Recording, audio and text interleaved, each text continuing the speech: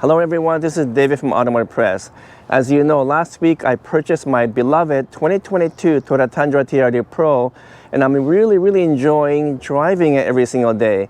But once you get to know the vehicle, especially as an owner, there's a different perspective because there are things that you don't realize when you're just taking it out for a test drive or taking it out as part of a media drive. So what I want to do today is to share with you 20 things that might be of a surprise to you about the Tundra TRD Pro. Some are minor, some are not, but I'm sure you'll find them very fascinating. So let me go through all this stuff with you in terms of exterior, interior, and the driving feel, because you might be surprised by what I'm going to tell you. Let's get right into it.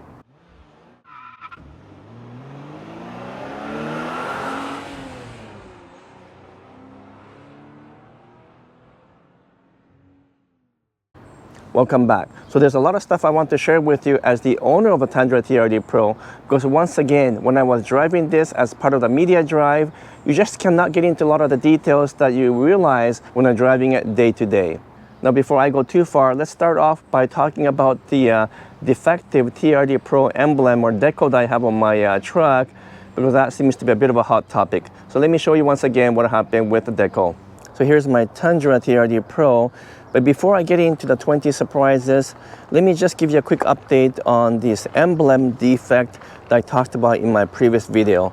If you recall, the problem is that this D in the TRD is flipped around because someone or a machine has actually placed this incorrectly. It is correctly done on the other side, but on this side, the D is flipped around. So when I mentioned about this in the last video, Toyota Canada and Toyota management got in touch with me right away and said that they'll look into this and figure out what's going on and also take care of the issue. So between the dealership I purchased the Tundra from and then Toyota Canada, I'm very confident this will get resolved very quickly. And that is one of the most important things that you need to be aware about Toyota. They're obviously not perfect every single time, but they strive for perfection, and their ability to solve problems is super fast. They look into things right away, they come up with resolution and solutions, they implement them as part of the Toyota production system, and within a very short time, the problem is resolved and it's gone. And so that's something that I think only Toyota is capable of doing in this competitive global market. So even though there might be a few defective things in this Tundra, I'm not too worried because they are super fast in resolving it. So I did want to give you a quick update on that. I think you'll get replaced very quickly. But I've also asked Toyota Canada to give me an update in terms of how this happened, because I know it obviously took place in the supplier when they were placing this. And surprisingly, it appears that these are hand-placed using some kind of template, of course, but as to why this problem actually occurred, it'll be quite interesting. So as you can see, it's correct on this side. Anyhow, let me talk about some of the surprises I'm discovering on this Tundra TRD Pro. One is the fact that the actual anti-sway bar or stabilizer bar underneath, it's big and it's also very red. But did you know that it's actually hollow? So it's not a solid bar, and the reason why is because that is a little bit lighter. It provides a bit more agility and flexibility in terms of engineering and design. So that's why it looks super big, but it's actually not super large because inside is hollow. So that's one surprise that you might not be aware of. The second thing you might not be aware of in terms of this front area here is that the Tundra TRD Pro does not come with an automatic front spoiler. So normally in other Tundras, depending on the speed, there's a little spoiler or little air dam that comes down in order to deflect the wind and to improve the aerodynamics. But on the Tundra TRD Pro, it doesn't have it. I think it's mostly due to the change in suspension because of the Fox suspension and because the geometry of all the things that are happening underneath. They probably couldn't make it work.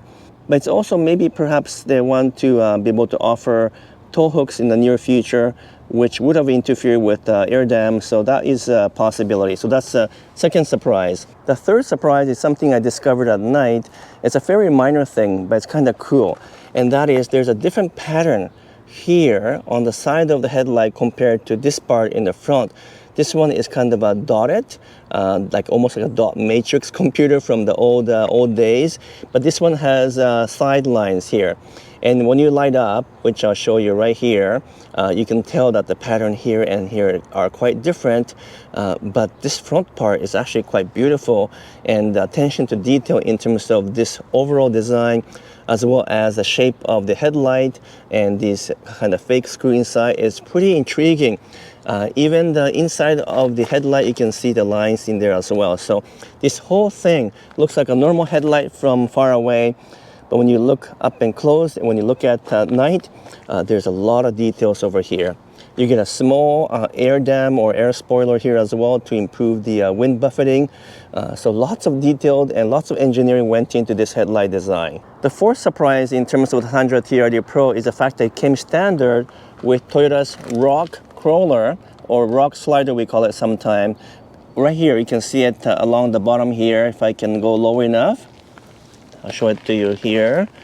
And it's actually a really well designed rock crawler in the sense that it's pretty beefy, it's solid metal, so if you go off-roading and if you hit a rock or something, it will protect the body from any kind of chips or damage. The only problem is that this does not stick out far enough to be used as a stepping board, so you can't step onto this and then step in. That's not possible. It's just too recessed into the body of the truck here. But the fact that it came with it is kind of cool, because none of the literature show that as a standard equipment in terms of a specification, and even the media or press models we have been driving did not come with that. So that was a nice surprise.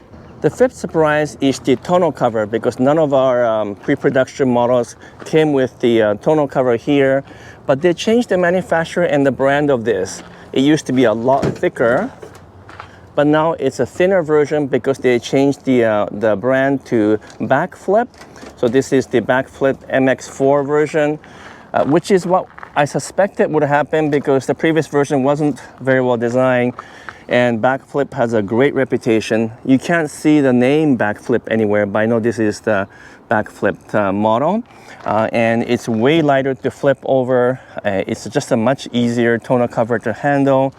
It's supposedly more water resistant or waterproof compared to the previous model as well. So that's yet to be discovered.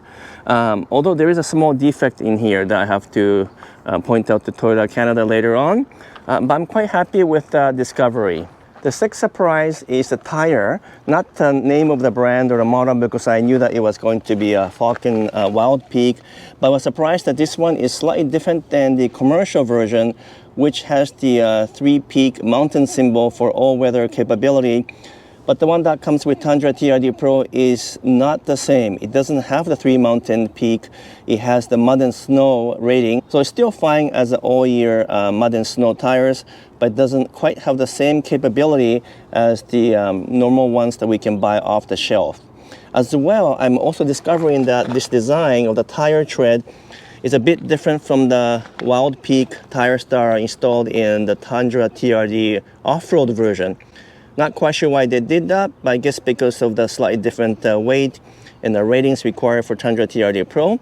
And the one on here is more aggressive in terms of design. Finally, in terms of the tire themselves, I'm also surprised that they are extremely quiet. They are not like your typical off-road tires, which can be pretty noisy, especially on the highway speed. But these ones function like a street tires. Now the tread themselves are actually quite aggressive, as you can see here. Very blocky, very chunky, with some sipes on the side. So I have no question that these tires are very capable as off-road tires, but they are definitely very quiet. So that is a big surprise, because on the highway, traditional off-road tires can be pretty noisy and uncomfortable, but these ones perform really well. If your normal driving consists of highway driving and city driving, you'll be very pleased that they provide very refined, quiet ride. The eighth surprise is something you might have heard already, but Toyota designers and engineers placed a number of Easter eggs in this truck, which is quite interesting. So you see a little Toyota truck symbol here, but there's also a dot along here and here. And apparently these dots are Morse code, and it translates to badass trucks. So that's kind of a cute thing that they've done. And also inside the engine compartment here, there is a little symbol of Michigan, and it's the R&D because the Ann Arbor, Michigan is where the engineering center is for Toyota, and they want to give them a credit, so they have a little bit of a symbol here. And on the other side is the Texas, actually, symbol here, and it's born because it's born in Texas, since the factory for Tundra is in San Antonio, Texas. I think you already know about the TRD lettering that you see inside these amber lights. These are marker lights that's required by law when the truck is more than 80 inches wide. In fact, you see the TRD symbol throughout the vehicle. So that's kind of a cool touch, but there's more surprises that I want to show you as well. The ninth surprise I want to show you are the red seats. These are called the Cockpit Red. It became standard with the white exterior here in Canada. In the US, you can get a black or red interior to go with the white, but here we don't have a choice. But at first I was thinking, I don't want a red interior. But these are actually surprisingly beautiful. They are not as red as what you see on the videos. It's actually more subdued. It's not quite maroon or wine color. It is definitely a red color, and it's brighter when the sun hits it. But here in sort of a shadow of the interior cabin, it looks pretty subdued. And if anything, like a solar octane exterior color, it's got a bit of an orange color to it. So it's not bright red. And I'm beginning to really like this interior because it pops in terms of the color. And also, Toyota was smart enough not to put too much red everywhere. So seats are red, this part is red, but the dash are mostly black. The center console is mostly black with a red accent, and the headliners are not red as well. So overall, the balance of the bright color and the dark color are actually beautifully done. So I take my hats off to Toyota engineers who took a bit of a risk with this red interior, but it looks absolutely fascinating. To accent the red interior, they also decide to choose kind of beige or taupe color for the headliners, and this is a really nice balance. I was expecting something that's a little bit lighter, like a white in the photos, but they're actually a little bit darker, more like a kind of medium beige, and therefore it goes really well with the rest of the interior, so I'm surprised about that. So that's another thing I wanted to show you. Also, the panoramic roof or moonroof or sunroof or whatever you want to call it, it's actually way bigger than you think. Look at the size of this thing. Even just the opening portion is huge in terms of side to side and then front to back. And when you open it all the way, honestly feels like a convertible. Compared to other sunroof or moonroofs that I've seen, this was very well designed, and I almost always open it now, even though in other vehicles I actually don't even bother opening this because it's so small, it's useless. The 12th surprise I want to share with you is the JBL system. It comes standard in Tundra TRD Pro along with some of the other higher models such as the Platinum and 1794 and Capstone. But I do have JBL system in a number of other Toyota vehicles we own, including the RAV4 Prime and the Highlander. But this one is way better. In fact, it's almost as good as the Mark Levinson system we have in the Lexus IS 500. So that was a big surprise. Very crisp and clear audio, good treble and good vocal. But even the bass is surprisingly good. And unlike some other competitors' cars, the speaker on the door doesn't rattle or move around too much when you crank up the volume. Not that I listen to loud music.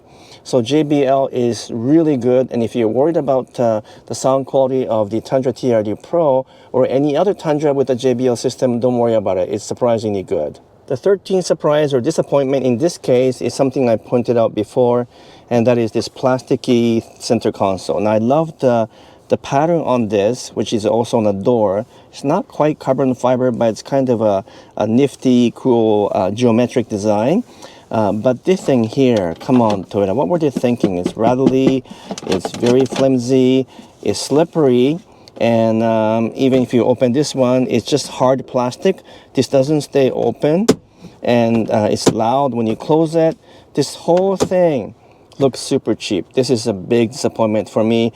I think they could have done a way better design because the actual interior design overall is beautiful, just this part is not well done. The 14th surprise is both a good and not so good thing. Well, the good thing is that the rear window does roll down like before, which I'll show you in a second here, which is lovely and absolutely amazing to have this because you can get fresh air.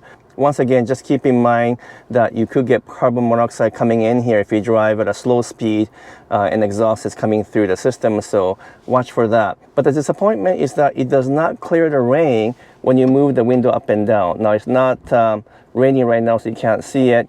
But when it's raining and the window is covered with raindrops, I tried to clear it a couple of times by opening and closing the window. But no, the window drops actually stay in the window. It doesn't clear it even though you're moving up and down. It's likely because the molding is not super tight against the window, so when it comes down, it doesn't actually wipe it like a wiper blade.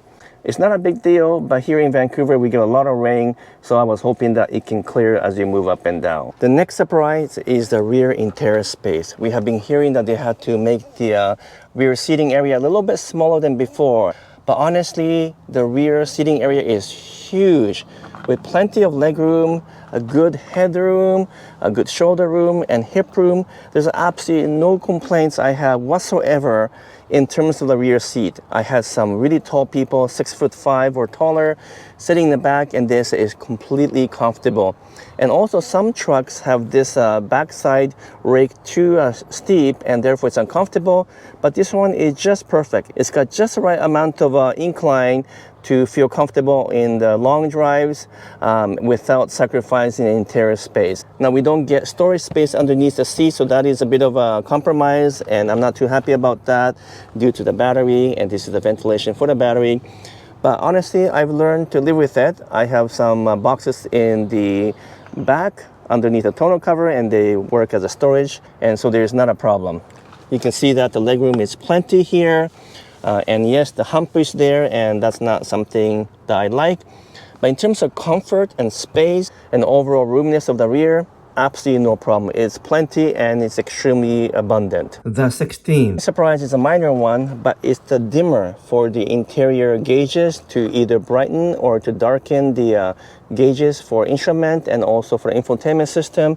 And this thing, believe it or not, is not a dial to go up or down, but it's sequential. So you have to hold it, and it goes brighter or darker in this case, then brighter and darker, and you have to hope that you stop at the right time to get just the right amount of a brightness. So that is surprising, because it's a really stupid design in terms of this brightness control, and again, that's something they could have designed better.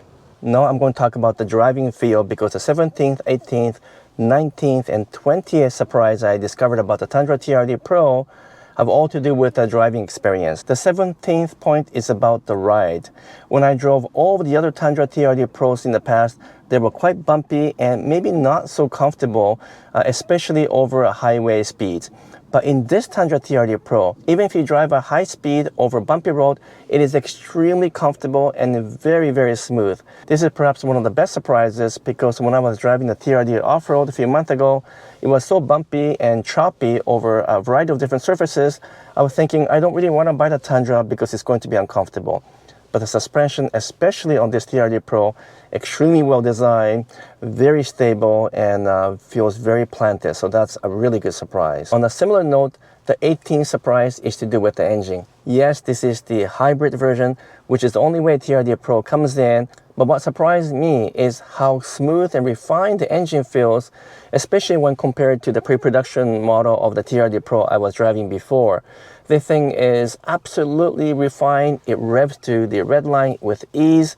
You step on the gas, it takes off. There's no shortage of power or torque, and you will not be disappointed with the engine performance. Now, I love V8 engine, and I will still miss V8 engines in the future. But in terms of pure performance, acceleration, torque, power, you will not miss the V8 engine, because it's very peppy. It's got lots of grunt at low RPM, and you just step on the gas and it just takes off. So I have been very happy with the engine, and I can see why Toyota wants to convince everyone that you will not need a V8 engine, that you won't miss a V8 engine if you can drive something like this, and I totally agree. Now, in terms of the engine sound, there's also a surprise, because when I was driving the Tundra TRD Pro in the pre-production model, the fake exhaust sound that was coming through the speaker was somewhat simulated. It didn't sound authentic. It didn't sound right. But in this one, oh my goodness, it really does sound and feel like a V8 engine. They must have calibrated and tuned the engine sound to perfection, and it's quite loud in the Tundra TRD Pro, but when you step on the gas, honestly, it sounds just like a big V8 engine. The 20th and the final surprise is the way the steering feels on the road. When I was driving the pre-production version of the Tundra TRD Pro, the steering was a little bit too light, it was very numb, and I gave that feedback back to Toyota Canada and said, you guys have to calibrate the steering a little bit better because it just feels too loose. But this version, the production version of the Tundra TRD Pro, has tight feel, it's quite agile in terms of the handling, but more importantly, the steering has a little bit more weight and a little bit more of a heft feel, and therefore there's more feedback from the road to my hand. And I'm finding that the Tundra TRD Pro is a lot more fun to drive as a result of the better feel in terms of steering. That is my biggest surprise because I was expecting the steering feel to stay numb when I picked up the Tundra TRD Pro. Even compared to the TRD Sport and the TRD Off-Road, the Tundra TRD Pro steering has a better steering effort. So that's it in terms of 20 surprises, some minor, some not so much, of the Tundra TRD Pro in terms of my experience as an owner. I have a lot more to share with you, and I'll continue to give you an update in terms of some of the defects I'm finding in this truck, as well as the rear axle recall, which has come out recently. So those are some of the stuff that needs to be repaired and fixed. But I'm loving the Tundra TRD Pro a lot more than I thought. I'm really glad I bought it as opposed to waiting for the Sequoia TRD Pro, because that's likely a year away, maybe even longer than that. So for now, I can enjoy the Tundra TRD Pro and at some point upgrade to the Sequoia TRD Pro. I hope you enjoyed my video. More stuff coming your way. But for now, I'm gonna sign off. If you're able to give me a thumbs up, make some comments, and subscribe, I would truly appreciate it. Thank you so much. Until next time, we'll catch you later.